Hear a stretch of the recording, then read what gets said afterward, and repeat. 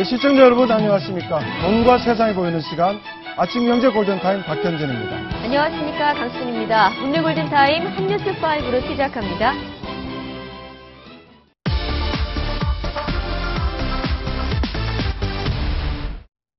부산 시내를 공포에 떨게 했던 실내 사격장 권총 탈취범 28살 홍모 씨. 경찰은 검거 직후 홍 씨의 소지품에서 구멍이 뚫린 모자를 발견하고 구체적인 범행 동기를 추궁했습니다. 홍 씨가 털어놓은 범행 동기는 다름 아닌 우체국 강도. 비비 모자, 그걸 어디에 쓰려고 했느냐라든지, 그리고 네이버 검색, 왜 그걸 검색을 했느냐, 추궁한 결과 자백을 했습니다. 홍 씨의 스마트폰에서는 지난달 말 은행 강도와 실내 사격장에 대해 여러 차례 검색한 흔적이 발견됐습니다. 경찰은 홍 씨가 미용실을 운영하다 3천만 원의 빚을 졌고 식당 개업을 새로 준비했지만 자금이 부족해 우체국 강도를 할 생각이었다고 설명했습니다. 홍 씨가 털려던 우체국은 자신이 살던 부산 좌동에 있는 우체국.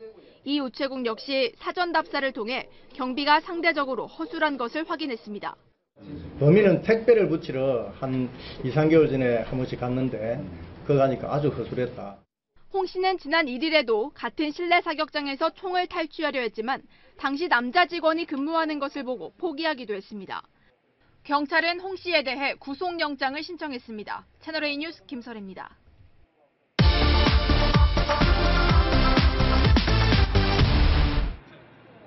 지난 4월 급식비 체납 학생들에 대한 공개 막말 논란을 빚었던 서울 충암고등학교.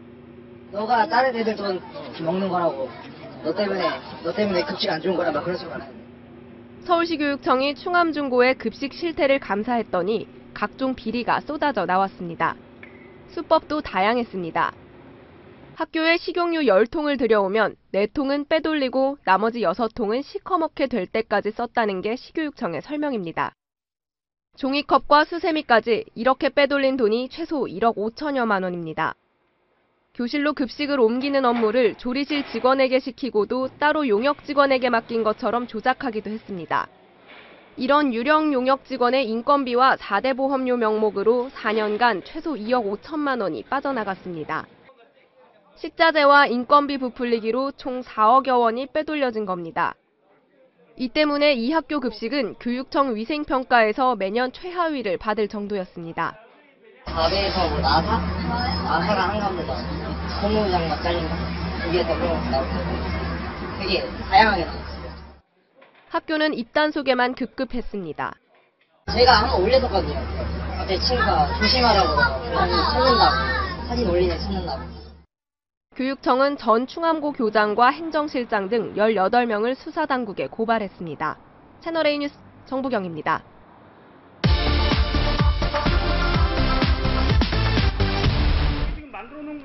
충북 제천의 유명 유기농 떡제조업체 창고에 검찰 단속반이 들이닥칩니다. 이 많은 제품이 다 언제 만드는 거예요, 이게? 유통기한이 하나도 없어요. 제조일자도 없고. 만든 지 오래돼 곰팡이까지 쓴 떡도 있습니다. 이건 판매할 거라고 했는데 심지어 이건 곰팡이까지 있어요. 곰팡이까지. 이 업체는 지난해 2월부터 올 8월까지 유통기한이 지난 떡 등 1억 1천만 원치를 다시 포장해 시중에 판매한 것으로 드러났습니다. 유통기한이 지난 떡을 원료로 어린이용 쌀과자까지 만들어 놓고 유기농 제품이라고 홍보하기도 했습니다. 간질환 예방에 효능이 있다고 광고한 다슬기 음료에선 세균이 기준치보다 80배나 많이 검출됐습니다. 친환경 인증을 받지 않고도 무항생제로 표시한 장어와 새우 29억 원어치를 유명 친환경 식품 매장에 납품한 업체도 함께 적발됐습니다. 검찰은 친환경 식품 매장에 납품되는 제품들을 집중 단속해 불량 제품 판매업자 14명과 법인 7곳을 불구속 기소했습니다. 채널A 뉴스 곽정아입니다.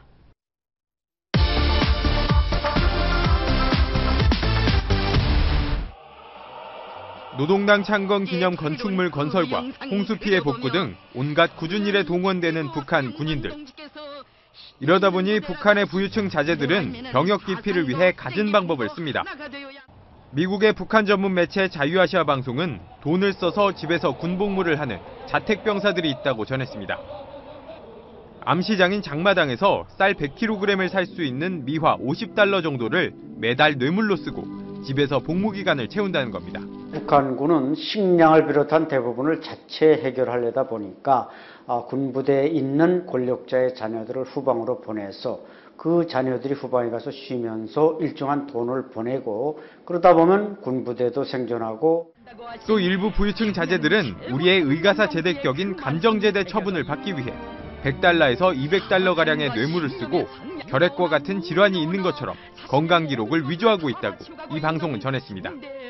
북한은 입대 장병의 숫자가 갈수록 줄어들자 남성들의 의무 복무 기간을 10년에서 13년으로 늘리고 면제 판정 기준을 까다롭게 굳힌 것으로 알려져 있습니다. 그러나 늘어난 병역 부담이 저소득층에게만 지워지고 있는 셈입니다. 채널A 뉴스 최재원입니다.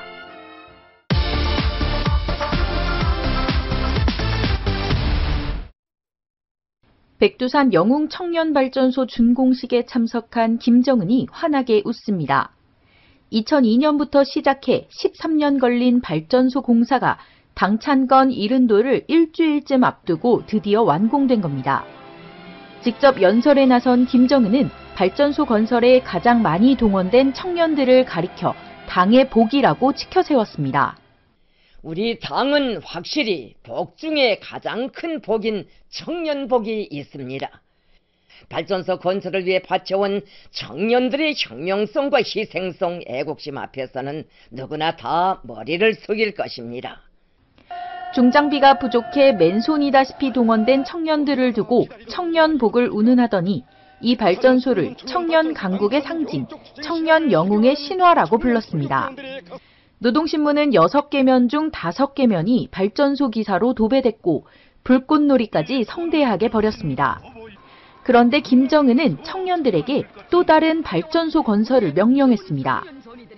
다음해 청년절까지 백두산 영웅 청년 3호 발전소 건설을 무조건 끝낼 것을 명령합니다. 내년 8월까지 새 발전소를 짓기 위해 북한 청년들은 또다시 노동 현장에서 피와 땀을 흘리게 됐습니다. 채널A 뉴스 강은하입니다.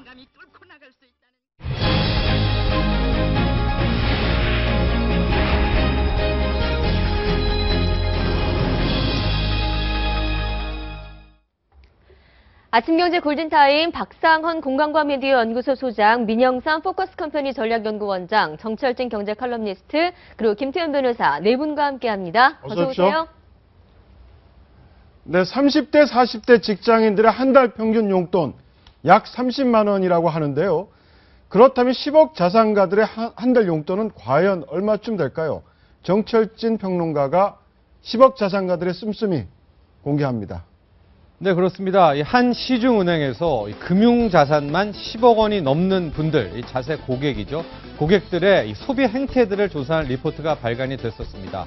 이 보고서를 보면은, 근데 이 10억은 부동산을 제외하고 현금성 자산만 10억이 있는 분들인데요. 한 달 평균 약 1,000만 원을 쓰고 있다는 것으로 밝혀졌었고요. 그 1,000만 원 중에서는 손주들에게 쓰는 돈도 있고 본인들의 쓰는 돈들도 있었는데, 가장 특이한 부분은 이 10억 자산가들이 손주에게 쓰는 돈이 얼마인가 했던 부분이었습니다. 연평균 약 1,500만 원을 손주에게 쓰고 있었는데, 교육비가 거의 한 600만 원을 차지하면서 역시 할아버지의 경제력이 이 손주, 손녀가 명문대 가는 지름길이다라는 말을 다시 한번 실감케 한 대목이었습니다. 네, 한 달에 돈을 어디에 쓰는지도 궁금했지만 말씀하셨듯이 손주들에게 얼마만큼을 쓰고 있는지도 굉장히 화제가 됐습니다. 요즘에 말하는 좋은 스펙, 3대 조건 중에 하나가 할아버지의 재산이다라는 말도 있는데 손주들을 위해서 얼마만큼의 돈을 구체적으로 좀 쓰고 있습니까? 네, 방금 전에 표가 나왔었죠. 이제 앞서 표가 한 번 더 나왔던 것 같은데요. 이 손주들에게 교육비로 약 한 570만 원 정도 연간으로 사용을 하고 있었는데, 아마도 이게 평균적인 금액이니까 이런 분들 같은 경우엔 거의 손주, 손녀들의 교육비로는 1,000만 원 이상, 어떨 때는 모든 교육비를 부담한다, 이렇게 해도 과언이 아닐 텐데요. 그만큼 요즘 트렌드들이 이 손주, 손녀, 그러니까 할아버지들이 이 자식을 건너서 손주, 손녀에게 쏟아붓는 돈이 상당하다, 이렇게 보면 알 것 같습니다. 네, 실제 10억 자산가들의 한 달 용돈 중에서 자녀 사교육비가 214만 원. 네. 이게 월 평균입니다. 그럼 연 평균을 따지면 거의 얼마 정도? 2,400, 2,600만 원 정도 되고요. 그렇죠. 그러니까 자녀 사교육비가 2,600만 원. 손주가 연평균 쓰는 게 거의 한 600만 원 되고요. 하여튼 교육비에 많이 쓰고 있는 것 같습니다. 이런 어떻습니까? 손주들에게 무작정 푸는 돈, 이건 증여세 과세 대상은 아닙니까? 정확히 증여세 과세 대상이고요. 더 네. 큰 중요한 부분은 이분들이 이제 자산가들이 증여세를 안 내는 것은 아닙니다. 이 적법하게 증여세를 내고 있는데 증여세를 내는 목적, 그럼에도 불구하고 이 자식들을 건너나서 한 세대를 뛰어넘어서 이 손자, 손녀에게 이 증여, 상속을 하는 이유는 아주 명확하게 있습니다. 바로 일정 부분 이렇게 세대 생략 상속을 했을 경우에 많은 돈들을 좀 절약할 수 있다, 절세할 수 있다라는 절세 테크닉으로 바라봐야 될 것 같습니다.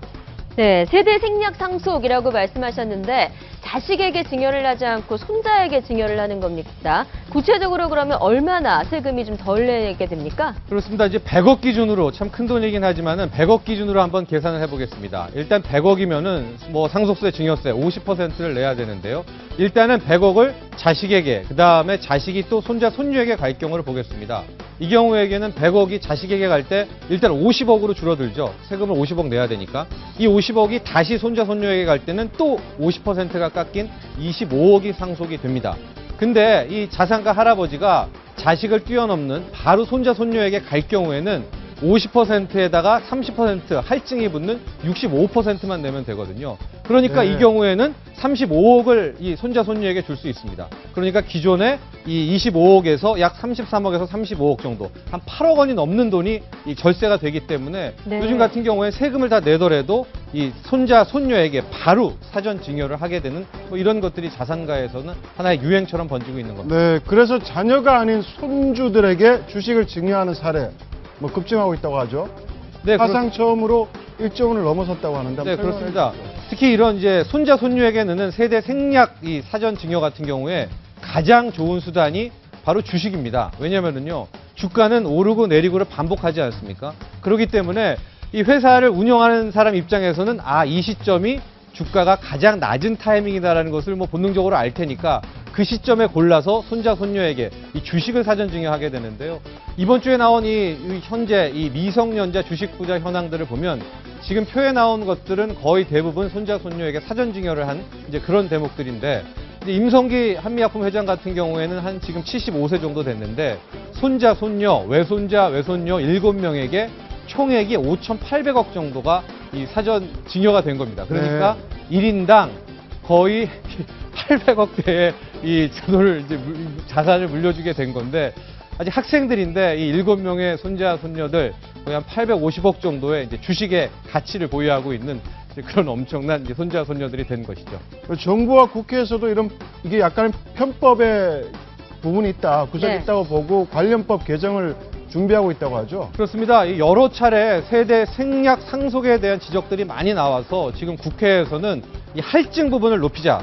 현재는 10억 원 넘느냐에서 50%, 여기에 30% 추가 할증을 붙게 되는데 이 30%의 할증을 뭐 50% 아니면 그 이상으로 올려야 되지 않느냐라고 해서 앞으로는 이 바로 자식을 뛰어넘는 손자, 손녀에게 가는 세대 상속 증여 같은 경우에는 글쎄요, 더 많은 세금을 좀 내야 되지 않을까, 이런 부분을 생각해 보게 됩니다.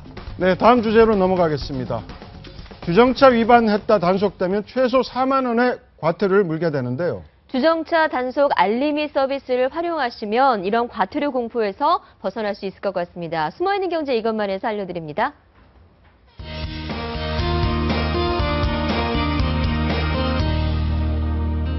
네, 오늘은 경찰청이 강력 추천하는 주정차 단속 알림이 서비스에 대해 알려드리겠습니다. 주차비가 아까워서 혹은 주차장이 없어서 잠깐 길거리에 주차해놨다가 돌아오니 차 앞유리에 주정차 위반 스티커가 떡하니 붙어 있었던 경험 다들 한 번쯤은 있으실 텐데요. 요즘 경찰청이 홍보하고 있는 이 주정차 단속 알림이 서비스를 이용하면 주정차 위반 스티커를 피할 수 있습니다. 이 서비스는 지자체에서 운용하는 단속 카메라가 5분에서 7분 사이에 단속 지역을 2번 촬영해서 2번 모두 같은 위치에 있는 차량에게 벌금을 부과한다는 점을 이용하고 있는데요.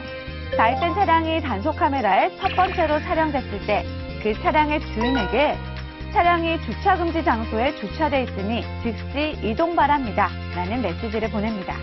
따라서 운전자가 그 메시지를 받고 5분 안에 차를 이동시키면 단속을 피할 수 있게 되는 건데요. 본인 거주 지역의 시청이나 구청의 홈페이지나 주민센터 혹은 휴대전화에 주정차 단속 알림이 애플리케이션을 이용하면 쉽게 가입할 수 있습니다. 다만 악용 방지를 위해 상습적인 주정차 차량에 대해서는 서비스가 제한된다고 하니까 참고하시기 바랍니다. 그럼 숨어있는 경제 이것만. 다음 시간에는 더 유익한 정보 가지고 돌아오겠습니다. 네, 50대 연인의 황당한 보험 사기극이 1년 만에 들통이 났습니다. 애인 폭행을 교통사고로 위장해 보험금을 타낸 사건인데요. 어떻게 덜미를 잡히게 된 건지 김태현 변호사가 설명해 드립니다. 시작부터 끝까지 정말 황당한 보험사고가 일어났습니다. 50대 남성 A씨와 B씨가 범인인데요. 이 50대 남성 A씨와 B씨 연인입니다. 그런데 교통사고를 당했었죠. 횡단보도에 둘이 같이 탄 차가 서 있었는데 뒤에서 추돌사고가 일어난 겁니다. 처음에는 차량 수리에 대해서만 신고를 했습니다. 그런데 나중에 여자친구 B씨의 입술에 생긴 상처가 교통사고로 인한 상처다. 이렇게 추가로 신고를 하고 보험금 400만 원을 받습니다. 왜 이런 보험 사기를 하게 됐던 것일까요? 이 교통사고는 그날 낮에 일어났습니다. 9월 낮에 일어났는데 그날 저녁에 이 남성이 여성을 주먹으로 때린 겁니다. 그런데 이 남성 본인이 이미 폭행 사건으로 집행유예 중에 있었기 때문에 이 사건까지 폭행 사건까지 병합이 되면 집행유예가 취소될 위험이 있었던 겁니다. 그래서 여자친구를 설득을 하는 것이죠. 야, 이거 나한테 맞았다 그러지 말고 이거 낮에 있던 교통사건 때문에 했다고 하자. 이렇게 여자친구를 설득을 해서 교통사고로 인한 상처라고 신고를 하고 보험금 400만 원 챙긴 겁니다. 그런데 이 사기 어떻게 들통이 나게 됐던 걸까요? 1년이 지나서 이 남녀 사이가 벌어지게 됩니다. 거기다 돈 문제까지 생기자 여자가 남자를 돈 문제로 고소를 하게 된 것이죠. 그러다 이 남자 화가 나서 경찰에 가서 모든 것을 털어놓습니다. 1년 전에 그 사건 보험 사기야. 공범이 자기 범행까지 자백한 꼴이 됐습니다. 경찰은 이 두 남녀를 보험 사기로 입건하게 되고 화가 난 여자친구는 1년 전에 있던 그 상처는 맞아서 생긴 거다. 다시 한번 폭행으로 남성을 고소하게 됩니다. 이 커플 시작은 어떻게 되는지 모르겠지만 끝은 전과자로 남게 생겼습니다. 지금까지 김태현의 사건 브리핑이었습니다. 네, 궁금한 게 맞아서 생긴 상처나 교통사고로 생긴 상처 조금 다르지 않을까라는 생각도 드는데 그렇다면 이 여성이랑 남성이 처음에 보험사에다가 처방전을 낼 때 그 처방전을 써준 의사도 함께 조작에 가담했을 가능성이 좀 있을까요? 아니 근데요 이게 지금 그림이 있는지 모르겠는데 예. 상처가 뭐 입술에 이렇게 멍이 들은 사진이에요. 예, 저희는 엑스레이 사진이 있습니다. 엑스레이 사진이 예. 저기 나오잖아요. 그렇죠? 네. 이술에 네네. 근데 저걸 딱 보면 맞은 거나 아니면은 뒤에다 부딪히면 이렇게 앞에 툭 부딪힐 수 있잖아요. 예. 그렇죠. 그러니까 앞부분에 의사 입장에서는 다칠 수 있죠. 그렇죠. 네. 어떻게 다쳤어요? 그럼 차가 뒤에서 부딪혀가지고 앞에 부딪혔는데요. 라고 하면 진단서 그렇게 해줄 수밖에 없죠. 그러니까 사실은 저런 상처 정도는. 그러니까 저게 이제 쉽게 보험 사기가 성립이 될 수 있었던 거고 저걸 만약에 남자친구가 어떻게 보면 자포가 아니겠습니까? 네. 자기도 공범이에요. 그러니까 경찰 얘기도 야 내가 수사 하다가 공범이 같이 이렇게 하는 건 내가 처음 보네 뭐 이런 얘기를 했을 정도로 남자친구가 사실 어떻게 보면 자포가 하는 건데 그렇지 않으면 이게 들통날 수가 없었죠. 애정이 식지만 않았어도 이거는 절대 들통나지 않을 완전 범죄가 될 수 있었던 그렇죠. 거죠. 네, 결국은 1년 전 사고였고요. 아마 그 이제 가해자격이겠죠. 상대방 그 운전사 같은 경우에도 이미 보험 처리를 했기 때문에 뭐 그닥 신경을 안 썼던 것 같아요. 수리비나 이런 것들도. 그랬기 때문에 아마 완전 범죄로 넘어지게 될 텐데 이제 여자친구가 직접 이 고백을 하면서부터 사건이 다시 불거지게 된 거죠. 이게 또 더군다나 액수가 400만 원이면 소액이거든요. 네. 소액이니까 뭐 보험사에서 야 이게 무슨 보험 사기 아닐까라는 생각을 안 했던 거죠. 또 같이 타고 있었던 차에서 일어났던 거니까. 네. 워낙 그러니까- 소액인데 예. 별 신경을 안 썼던 그렇죠. 사건인데 상처도 뭐 딱 뒤에서 맞아서 이렇게 앞에 부딪혀서 났던 상처처럼 보이고 입술에 했던 사기. 여자가 신고를 한 거죠. 남자가 신고. 남자가 신고를 남자가 이제 여자한테 고소를 당한 겁니다. 네. 1년 후에 둘 사이가 벌어져서 헤어지게 됐는데 여자가 이제 돈 문제로 남자를 고소한 거거든요. 내 네. 돈 내놔 이러고. 그러니까 남자가 이제 화가 난 거죠. 그래서 1년 전에 있던 보험 사기도 신고를 하고. 그러니까 네. 또 여자는 그것도 맞아서 생긴 상처였어요. 또 폭행으로 고소를 하고. 예. 둘 다 뭐 사기에 폭행에 사랑은 떠나가고 전과만 남았죠. 네, 방금 전의 사건은 그러니까 좋았던 연인 관계가 깨지면서 이제 들통이 내게 된 사건인데 요즘에 보면 소매치기도 남녀의 커플이 저지르는 경우도 있다고요. 예, 어떤 그러니까 얘기입니까? 얼마 전에 있었던 그 사건은 폭행 그 소매치기 사건은 참 재밌는 사건인 게 이 두 사람이요. 지금 나오죠. 예. 그럼 저 빨간 안에 있는 원인데 한 여자, 두 커플입니다. 여자가 피해 대상 그 사람 옆에 가서 바짝 붙습니다. 그럼 시야를 가리는 거거든요. 망을 보는 거죠. 그 사이에 남자가 싹 해가지고 지갑을 꺼내 오는 거죠. 뒤에 서 있던 남자. 그러니까 지금 저기 원안에 있는 머리 긴 여자가 공범이 여자고 여자는 예. 불구속되고 남자는 구속되는데 이 두 사람을 만남도 참 희한합니다. 어떻습니까? 그러니까 10년 전에 알았다는 거예요. 같이 이제 소녀치기 범행을 하다가 네. 동종업계 종사자죠. 그리고 이제 헤어졌는데 몇 달 전에 PC방에서 우연히 만났답니다. 너 10년 전에 걔냐? 그래가지고 둘이 이제 사랑이 시작됐다. 그래서 야 이제 우리가 돈이 없으니까 그동안 뭐 모텔방을 전전하면서 이렇게 살았던 것 같아요. 그러니까 생활비를 마련해야 되지 않습니까? 그래서 다시 한번 합작을 해가지고 저렇게 소매치기를 하다가 남자는 구속되고 여자는 불구속된. 두 사람 다 이혼한 상태였고 예. 마땅히 직업이 없던 없었고. 상태에서 네. 예전에 우리 한번 다시 한번 해보자. 그렇죠. 이렇게 의기투합한 거죠. 예, 그러니까 네. 10년 전에 알았고 최근에 만나서 다시 이제 같이 살기 시작하다가 생활비가 없으니까 본인들은 그렇게 다시 예전에 했던 대로 한번 범행을 시작한 것 같은데 남자는 뭐 이제 들어가셨으니까 거기서 숙식을 해결하실 거고 여자만 남았죠 불구속 상태. 알겠습니다. 더 황당한 사건이 있습니다. 네. 네, 강남 타워팰리스 쓰레기장에서 발견된 수표 뭉치 무려 1억 원입니다. 네. 주인이 사흘이 되도록 나타나지 않고 있습니다. 과연 주인은 누구일까요? 뇌물일까요? 아니면 비자금일까요? 아니면 잃어버린 걸까요? 아니면 그냥 둔 걸까요? 굉장히 많은 미스테리가 있는데 아침에 이걸 보면서 참 그 황당한 일이 많구나 했는데 이게 굉장히 좀 미묘한 게 그냥 자기가 성실히 번 돈 1억이면 아무리 부자라도 그건 신고를 하겠죠. 그다음 신고를 해라라고 이제 서초경찰서에서 얘기를 하는데 주인이 안 나타나고 있습니다. 그렇다면 본인이 성실하게 모아놓은 돈은 아니다. 라면 무슨 돈일까? 유추짐작이 되지 않습니까? 그러니까 상식적으로 저희 같은 평범한 사람인 경우 네. 1억 원을 잃어버리면 당장 경찰에 신고를 하는 게 난리 나죠. 그렇습니다. 예. 게다가 이게 수표기 때문에요. 네. 아마 신고를 하게 될 경우에는 큰 피해 없이 정말 선의의 피해자였었다면은 뭐 1억에 대해서 찾을 수도 있고 하는 건데 지금 사건 발생 이제 이번 주 주말이었었고 월요일이 시작이 됐기 때문에 네. 앞으로 오늘부터는 어떻게 흘러갈지는 모르겠지만 이 정도에서 주말에 걸쳐서 안 나타났다 하고 이미 그 T 모 주상복합 아파트 관리사무소에도 신고가 안 들어갔다라고 하면 이거의 원래 주인은 이미 이 돈을 포기하고 오히려 이게 일파만파 안 커지기를 원한다고 봐야 되죠. 포기했을 수도 있다. 네, 그렇다고 봐야 되죠. 예, 저희가 미스터리라고 해서 지금 판넬을 만들어 봤습니다. 말씀드렸듯이 이 지금 보시는 이 하얀색 편지 봉투 안에 수표 100만 원짜리가 100장으로 들어 있었는데 봉투에 이렇게 1억이라고 적혀 있었습니다. 더구나 이 봉투가 발견된 것은 헌 옷가지들이 쌓여져 있던 가방 안에서 발견이 된 거죠. 그래서 버렸는지 숨긴 건지 아니면 잃어버린 건지. 그러니까 보통 이제 1억이 100만 원짜리 수표 100장이 있다면 뭐 저 같은 경우 없지만 사실 있다면 그건 애지중지 그냥 어디 그 보관을 할 텐데 저걸 헌옷까지 속에 가방에 뒀다. 저거 하여튼 처음부터 끝까지 좀 이해가 안 가죠 사실은. 그러니까 여행 가방 속에 있었다는 건 뭐 어디가 여행을 가려고? 가려다가 여행을 가방을 가는 거 가는데 아닐까? 뭐 이런 현금을 추측도 1억씩 가능하고요. 들고 가나요? 그것도 좀 이상하지 않습니까? 네. 혹은 도망을 가기 위해서? 저는 수표를 갖고 도망가지는 않죠. 예. 그런가요? 예. 예.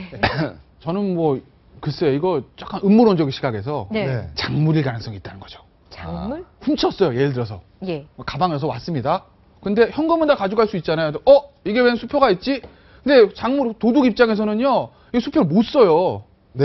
그렇잖아요. 야 이거 수표 어떡하지? 그러니까 버리고 간 거죠. 안에 있는 현금이랑 귀금속만 싹 가지고. 저는 아마 그럴 가능성을. 근데 그렇다 치더라도 잃어버린 사람은 신고를 하지 않고. 그러니까 그러면 잃어버린 사람 왜 신고를 못 했겠느냐? 이거는 신고할 수 없는 돈인 거죠. 네. 우리 예전에 그 대도 조세형의 80년대 물방울 다이어 훔쳤을 때 그 고관 제작들 집에 가가지고 이거 물방울 다이어 되게 겁니까? 그러니까 다 아니라고 그랬다는 거 아니에요? 그래서 금도끼 은도끼도 아니고 다 아니라고 그랬다는 거 아니에요? 이것도 똑같은 거죠. 도둑은 수표를 훔쳐가지고 야 이거 수표니까 내가 못 쓰겠네. 어떡하지? 버린 거고. 근데 주인은 이렇게 털린 걸 알았으나 이걸 신고할 수가 없죠. 왜? 신고하면 다른 게 드러날 테니까. 또 재미난 게 이 수표가 발행된 아파트가 네. 뭐 우리나라에서 최고가 아파트 네. 거기서 발견됐기 때문에 아마 호기심이 더 증폭되는 것 같아요. 그렇습니다. 네. 또 이제 수표 발행 지역에 대한 이제 이야기들이 네. 많이 네. 나오고 있는데 이제 수표를 보니까 지금 100장 중에서 이 95장 같은 경우에는 위조 지폐가 아니다. 그러니까 진폐가 확정이 네. 됐습니다. 5장은 오늘 추가로 확인한다고 하는데 대구 지역에 일단 좀 많이 몰려 있다고 합니다. 네. 은행이나 이런 지점들이. 그리고 이제 경찰이 수사를 하게 되면은 최초 발권부터 이제 소위 말한 저 수표를 따라가게 될 텐데 그것도 쉽지가 않은 게 수표 중에서 2012년, 13년 것들이 꽤 있습니다. 네. 15년 것들도 있지만은 그렇게 되면 이미 주인이 몇 바퀴 돌았을 거거든요. 지금 그러니까 화면에 나온 게 2012년 수표 발행. 그렇습니다. 2012년이기 때문에 네. 뒤에 뭐 배설을 하든 이설을 하든 저거의 원래 최초 발권 은행에서부터 추적을 한다는 것은 거의 불가능하다고 봐야 되겠고요. 저런 수사는 좀 힘들어 보여요. 2012년 대선이 있던 해인데 총선 대선이. 근데 과거에요. 사실은 정치권에서 네. 그 정말 말 못할 돈 집에서 정말 몇십억을 사실은 과거에 있었던 기사랑 몇 명 해가지고 네. 운전 수행 비서들 해가지고 그 도둑 맞은 사례가 있었거든요. 근데 그분 신고 안 했어요. 못했죠 사실. 못한 네. 거다. 예. 그러니까 떳떳하지 못한 돈. 그다음에 추적을 하게 되면 아무튼 곤란할 돈은 분실하고도 신고를 못 하게 되는 그런 돈인데. 그러니까 저는 이 1억이 끝이 아니다. 네. 정말 이것이 구린 돈이라고 그러면은 많은 돈 중에서 1억을 가지고 어디로 하려다가 지금 이런 게 아닌가 싶어서 1억 플러스 알파가 있지 않나. 예. 이게 저는 금방 나올 수 있을 것 같은 게 보세요. 거기가 타워팰리스 아닙니까? 타워팰리스는 우리나라 최고급 아파트. 곳곳에 CCTV가 널려 있습니다. 하지만 주차장에는 프라이버시 보호를 위해서 CCTV가 없었다고 합니다. 복도나 야. 엘리베이터. 왜냐하면 그게 이제 우리가 추정하기로는 이거 타워팰리스에서 가져나온 거 아닌가라고 추정하지 않겠습니까? 예. 그럼 타워팰리스 곳곳에 있는 엘리베이터 CCTV라고 다 확인하게 되면 저 누군가는 검은 가방을 들고 온 사람이 있었을 거란 말이죠. 그거 하나 확인하고 예. 그다음에 또 저기 뭐 핸드백에 지문이 남아있는지 모르겠지만 그런 거 잘 확인하면 저는 경찰에서 조금만 발품만 파면 금방 출처를 나올 것 같은데 어떻게 하실런지 제가 저 수표가 발행된 은행이 4개 은행. 그 지점은 12개 지점. 근데 그 지점이 다 모여 있다는 거 아닙니까? 네. 모여 있다는 점도 좀 미스테리고. 네. 그리고 만약에 이게 지금 결국 주인이 나타나지 않으면 어떻게 되는 겁니까? 네. 뭐 일단 경찰의 발표에 따르면 6개월 동안 우리가 이제 기다려서 공고를 하고 안 나타나면 세금 22% 떼고 주운 사람 손으로 간다라고 이제 경찰에 발표를 했는데 어쨌든 지금 그 주워서 그 경찰에 신고한 분은 6개월 동안 잠 못 이룬 6개월이 되겠네요.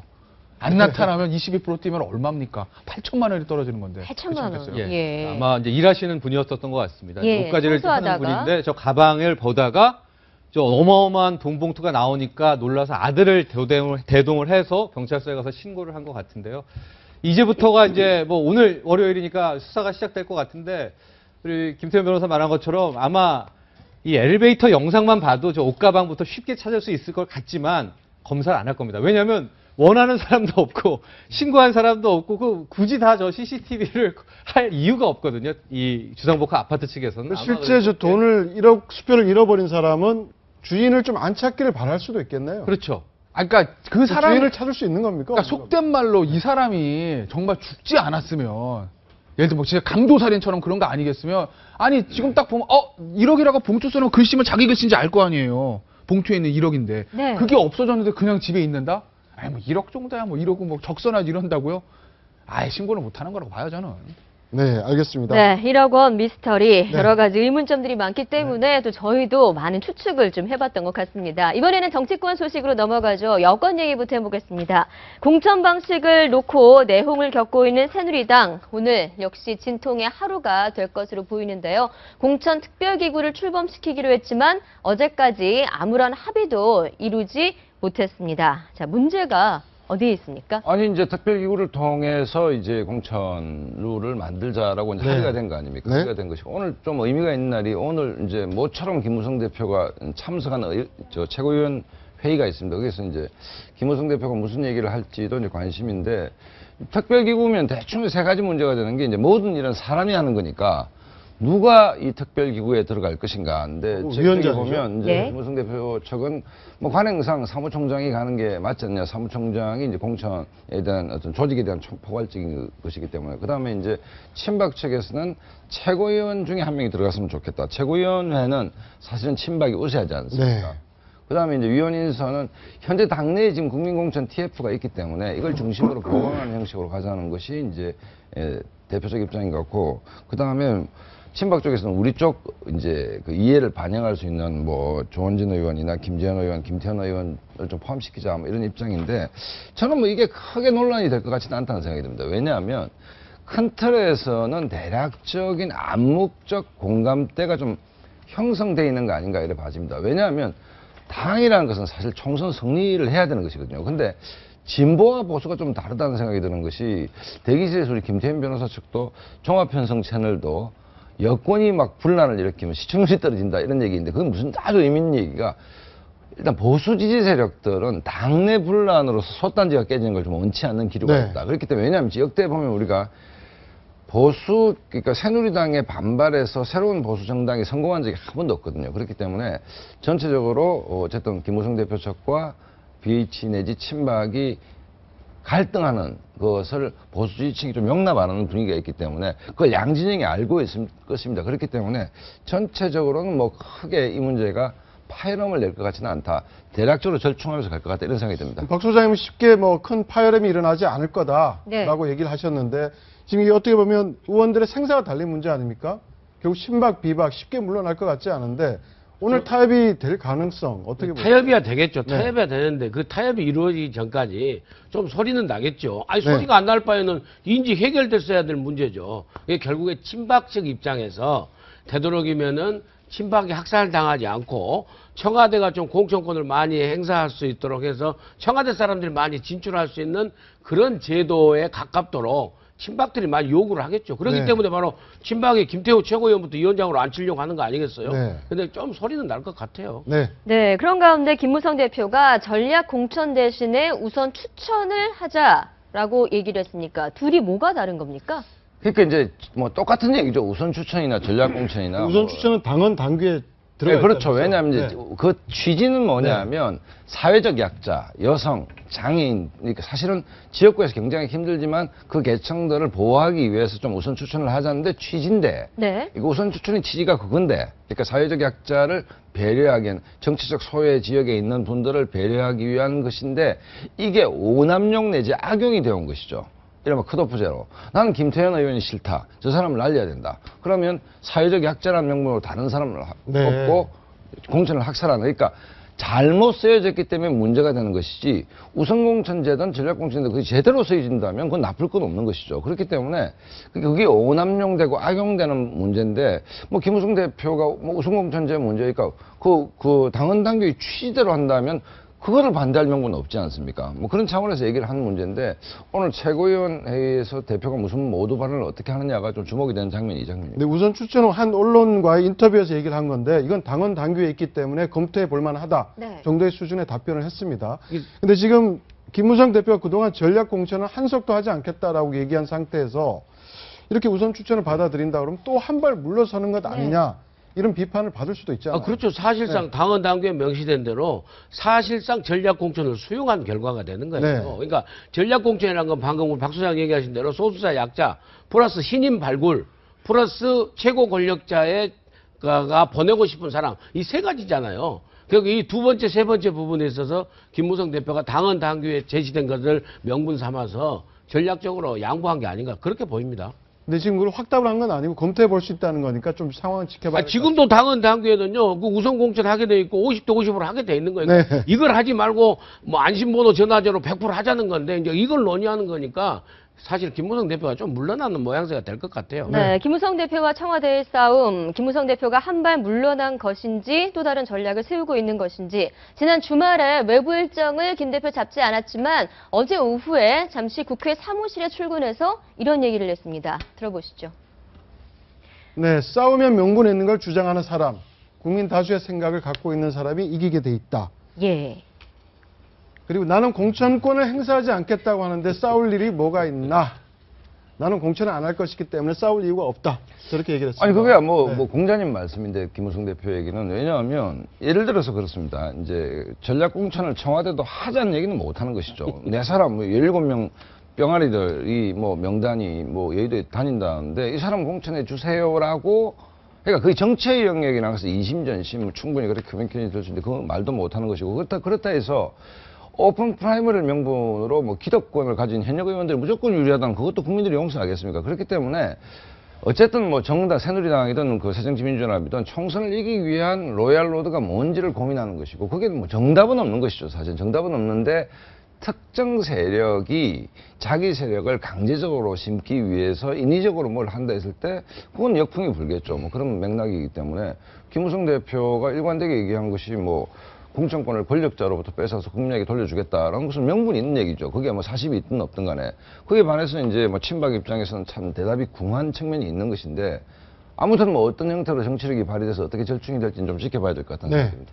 네, 그러면서 지난 2일에 공개된 김무성 대표 핸드폰의 문자 메시지 역시 계속해서 논란이 되고 있습니다. 문자 메시지 내용 한번 저희가 다시 보여드리면 네, 김영우 의원이 작성해서 김성태 의원이 보낸 걸로 지금 알려져 있는데 비박계 의원들의 어떤 결집을 이야기하고 있습니다. 저게 사실은 기본적으로 전당대회 때부터 지금 김성태 의원이 줬던 얘기는 명분을 청와대가 갖고 있는 게 아니고 김무성 대표가 갖고 있다. 그건 당연한 거 아니겠습니까? 한쪽은 내 공천권 행사 안 할게요. 한쪽은 좀 이 명단은 좀 공천에 반영해 달라고 이제 각이 많이 잡힌다면 명분은 김무성 대표 갖고 있는 그거는 뭐 굳이 그 김성태 의원이나 김영호 의원처럼 정치적으로 고단 수준에 있는 분이 아니더라도 초등학생한테 물더라도 대명분은 갖고 있고 저게 아마 만약에 갈등이 있다면 김무성 대표가 싸울 수 있는 유리한 지점은 뭐 틀림없죠, 사실은. 그러니까 친박은 한 15명이 확 조직적으로 움직이잖아요. 대신 비박은 숫자는 많지만 다 모래알처럼 쪼개져 있지 않습니까? 네. 그러니까 바로 그 바라보는 사람들이 김무성 대표를 바라보면서 김무성 대표가 지도자답게 좀 치고 나가주라. 명분이 있기 때문에 국민에게 공천권을 돌려준다. 이 국민적 명분을 잡고 있기 때문에 그렇게 무겁게만 나가면은 우리도 김무성 대표를 따르겠다. 이런 그 메시지예요. 그걸 왜 김무성 대표가 노출했는지 표출했는지 모르겠지만 왜 저렇게 알려지게 되겠습니까? 네, 김무성 대표가 유출인지. 결국에 국민적인 그 세규함, 그러니까 명분을 잡기 위해서 좀 일부러 노출하지 않았나. 저는 그렇게 근데 봅니다. 김무성 대표가 저런 수첩, 문자 이런 게 사진이 찍힌 게 한두 번이 아니잖아요. 네. KYJ. 아니, 중요한 순간마다 네. 이게 뭐 사진 기자가 잘 찍는 건지 어떤지 모르겠지만 저 유출했다는 얘기도 문제는 있고. 뭐 네. 유출은 아니고 지금 김무성 대표가 자기 휴대폰 문자를 보는 장면 아닙니까? 뒤에 네. 카메라에 찍혔는데 저거를 뭐 그냥 실수였다라고 저는 보지는 않습니다. 그러니까 김무성 대표의 메시지 전달의 방법에 있어 우회적 방식이다. 저는 그렇게 이해를 하고 김무성 대표가 하고 싶은 얘기를 김영호 의원이 보내준 김영호 의원 얘기도 일리가 하고 싶은 얘기를 자기 입이 아니고 김성태 의원이 이렇게 보내왔네요라고 노출하면서 자기 메시지를 전달하는 요즘은 보도의 정치력 아닙니까? 그러니까 저런 방식의 그렇다고 메시지 전달 방식도 있구나. 예를 들어서 여자 수영복 사진을 보다 찍힌 건 아니기 때문에 어쨌든 저는 의도됐든 안 했든 그건 제가 김무성 대표가 아니라 모르겠는데 본인의 뜻을 전달하는 새로운 방식을 김무성 대표가 아주 효과적인 방식을 개발했다. 네, 이 정도 일각에서는 이것이 어찌됐든 공개를 만약에 의도적으로 했다면 전술의 노출인데 사실은 당내용이 아니라 청와대에 보이기 위한 것이다라는 얘기도 있어요. 그렇죠. 청와대 친박견에서 메시지를 보내는 것이 명분은 내한테 있다. 너무 이렇게 당신들이 각을 잡고 나왔을 경우에는 불가피하고 충돌이 일어난다면 누가 이기겠냐라는 뜻을 누구든 간에 상대편에게 전하는 거 아니겠냐. 그러니까 실제 저 문자를 받고 난 다음에 오늘 아침에 새누리당 재선 의원 20명이 모이기로 했었죠. 모여서 좀 결집세를 보이려고 했는데 김무성 대표가 만류를 해서 취소했다고 합니다. 그러니까 이게 지금 문자 메시지를 그냥 우연히 보여준 건 아닌 것 같다는. 만약에 저게 이제 김무성 대표가 이거죠. 의도적인 노출이라고 하면 저는 청와대보다는 오히려 본인을 따르려고 하는 비박계 의원들의 메시지 아닐까 싶어요. 왜냐하면 청와대 입장에서 저 전략을 모르겠습니까? 그렇지 않아요? 김무성 대표가 명분을 가지고 있기 때문에 명분을 가지고 시간을 가지고 장기적으로 갈 것이라는 전략은 청와대에서 당연히 파악을 하고 있을 거거든요. 그 전략은. 단순데 문제는 지금 비박계 의원들 중에서 아까 민영자님 말씀하셨지만 구심점이 없는 상태에서 이거 과연 이번에는 김무성 대표가 청와대와 각을 세워서 끝까지 싸울 수 있을까라는 의구심이 있는 상태에서 그게 아니야. 나는 이런 전략 가지고 있고 외부에서 다 나한테 이렇게 얘기하잖아. 나도 세력이 있어. 이런 명분을 가지고 나는 갈 거야라는 어떤 비박계 의원들에 대한 메시지를 주기 위해서 의도적 노출이라고 하면 그런 것이 청와대한테 보라고 전화했을 것 같지는 않아요. 새 대결의 움직임 속에서 새롭게 신박과 신무가 뜨고 있다라는 이야기도 있습니다.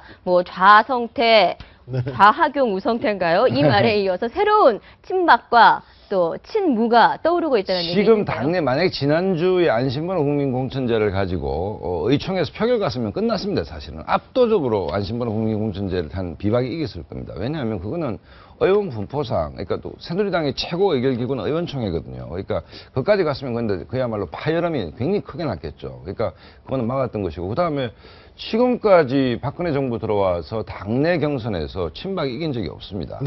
없는 것이고, 그 다음 19대 이제 홍준표 대표 체제가 물리고 박근혜 비대위원장 때를 한번 돌아보면 그 당시에 소위 그 소장파 혁신 멤버들을 지렛대로 삼아서 박근혜 비대위원장이 당의 혁신을 이른바 개혁을 했었는데 기본적으로 뭐 20명 정도 모여서 드라이브를 걸었다. 예를 들어 국민공천제로 밀고 갔다 이러면 굉장히 큰 소리가 났겠죠. 근데 그 김무성 대표가 제어를 했다는 얘기는 기본적으로 확전을 두려워하기보다는 전쟁이 크게 일어났을 때 새누리당의 총선 전략 전체가 네. 영향을 미친다라고 김무성 대표도 아마 그렇게 생각했을 수도 있고 박근혜 대통령도 그렇게 생각했을 수 있고 다 그래서 여권에 아까 말씀드렸듯이 진보 진영하고 다른 게 그 보수 지지 세력의 외압이 굉장히 큽니다. 싸우기만 하는 어떤 그런 측면에서 쌍방이 다 느꼈던 거 아닌가 이런 생각이 듭니다.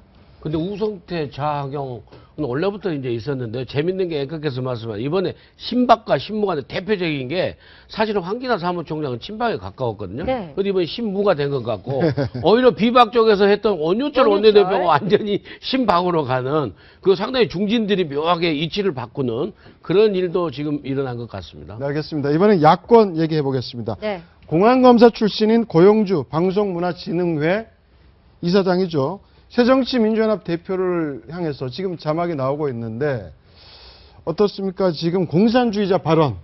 네, 이 발언이 파장을 2013년 낳고 1월에 발언입니다. 저게 이제 부산 지역에 있었던 불임 사건이라는 그 81년도 사건, 공안 사건이 있었고, 저게 이제 또 다시 관심 갖게 게 변호인이라는 영화, 노무현 전 대통령이 이제 불임 사건 변호인을 맡으면서 인권 변호사 사실 이제 자기 변신을 하게 되는 것이죠. 변신을 하게 되는데, 그 당시 이제 고영주 박문진 이사장이 이제 다 검사 출신이었기 때문에 불임 사건 관련자는 공산주의자였다라는 거 아닙니까? 네. 공산주의자였다는 것이고, 그 맥락에서 문재인 대표도 공산주의적 사상을 갖고 있다. 당시 변호인을 했기 때문에. 뭐 이런 얘기인데. 당시 불임 사건은 그런데 대법원에서 무죄 확정을 받았잖아요. 재심으로. 네. 재심으로 네. 문제가 됐죠. 네. 그러니까 이제 결국에는 그런 상태에서 또 저렇게 계속 주장하는 것도 약간의 편향이 있다고 봐야 되는 거 아닙니까? 편향이죠. 당연히 네. 극우적인 편향인데 결국에 저게 박문진 MBC 그 방송문화진흥회 이사장직을 갖고 있기 때문에 문제가 되는 거예요. 그러니까 네. 보수 성향으로서 시민 보수 단체를 활동을 하면 문제가 안 되는데 공공성에 갖다 책임자가 이사장이 돼 있는 상태에서 하기 때문에 문제가 되는 겁니다. 좀 심한 편이죠. 그래서 뭐 사퇴까지는 몰라도 본인이 좀 그 자중하는 그런 그 태도는 보여야 될 것 같아요. 네, 알겠습니다. 지금까지 정치권 소식 짚어봤습니다. 세 분 말씀 고맙습니다. 네. 감사합니다.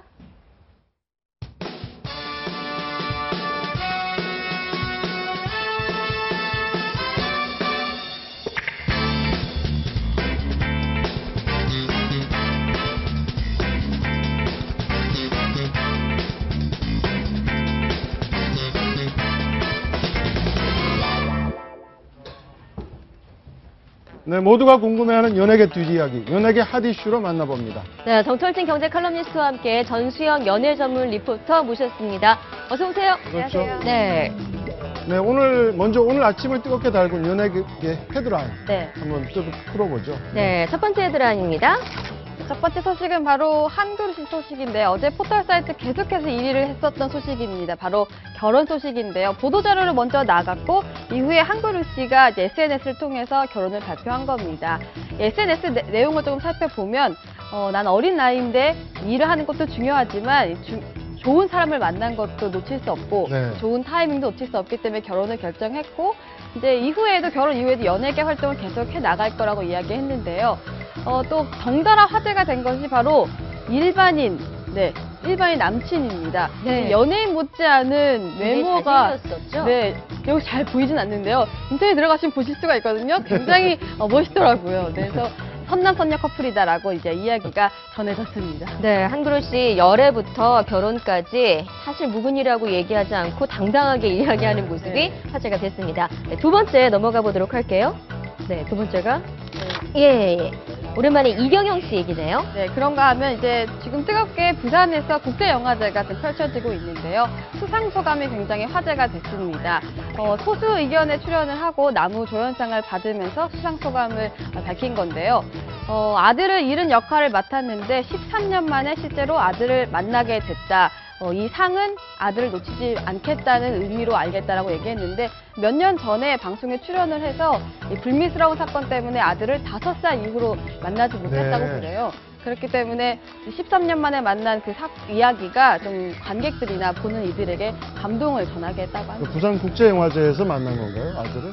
아니요, 정확하게 만나지 정하진 않고 못했고요. 이제 최근에 만난 네. 걸로 전해지고 있습니다. 최근에 만난 걸 부산국제영화제 그래서 수상 소감에서 발표를 밝힌 거군요. 네. 예, 네. 13년 만에 아들을 만났고 그 전에 있었던 불미스러운 일 때문에 아들을 5살 이후로 계속해서 보지 못한 것으로 알려지면서 네, 반향을 좀 일으켰습니다. 자, 세 번째 이야기 넘어가 보도록 하겠습니다. 네, 제가 좀 띄워볼까요?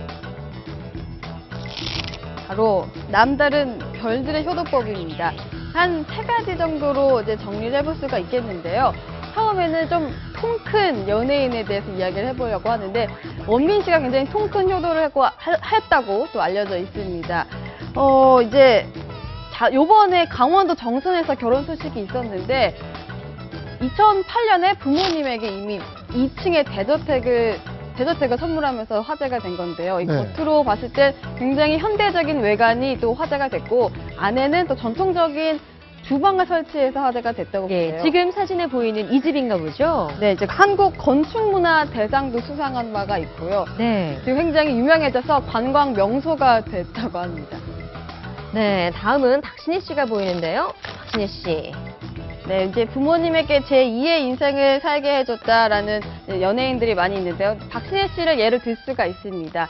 박신혜 씨가 최근 어떤 방송에 출연을 해서 솜씨를 보였는데 이제 역시 양대창 집의 딸이 맞다 뭐 이런 이야기가 있었는데 실제로 그 양대창 집이 박신혜 씨가 10년간 번 돈으로 차려드린 거라고 그래요. 이제 이 스케줄 없을 때 나가서 일도 하고 한다고 하는데 박신혜 씨 말고도 수지 씨도 부모님에게 카페를 차려드린 바 있고 뭐 JYJ 김준수 씨도 역시 제주도에 호텔을 차려서 그 영업을 아버지께 맡겼다고 합니다. 어떻습니까? 박신혜 씨의 이렇게 복장집에는 네. 양대창 집은 네. 박신혜 씨가 거의 일주일에 한 2번 정도는 나와서 일을 합니다. 아, 그래가지고 그렇군요. 예, 밤집에 가면은 이 박신혜 씨 볼 수도 있고 대단한 마케팅이네요. 예, 하고 연예인들이 거의 있는 것 같아요. 예, 갈 때마다. 직접 예. 연예인들이 직접 나서서 부모님 가게 차려드리면 네. 실제 나와서 일주일에 몇 번은 나와서 도와주고 매출에 영향이 있겠네요. 그렇죠. 일단 누구의 가게다라고 하는 자체도 마케팅 포인트가 되고 박신혜 씨 저 대창집 가게처럼 본인이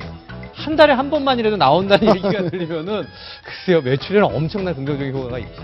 네. 네, 자, 세 번째 보도록 하겠습니다. 네, 효녀하면 바로 이분이죠. 바로 세 번째 효도법은 지극정성 효도법입니다. 역시 이제 가수 현숙 씨가 굉장히 유명한데요. 좀 굉장히 이제 치매로 앓고 계신 아버지를 한 7년간 보살폈다고 하고요. 이제 지병을 앓고 있는 어머니도 14년간 보살펴서 효녀에 관한 상도 많이 받고 실제로 고향에 효녀 비도 세웠다고 하거든요. 이 말고도 개그맨 김병만 씨도 역시 이제 치매를 앓고 있는 아버지를 오랜 기간 동안 보살펴서 효자라고 네. 소문이 나기도 했고요.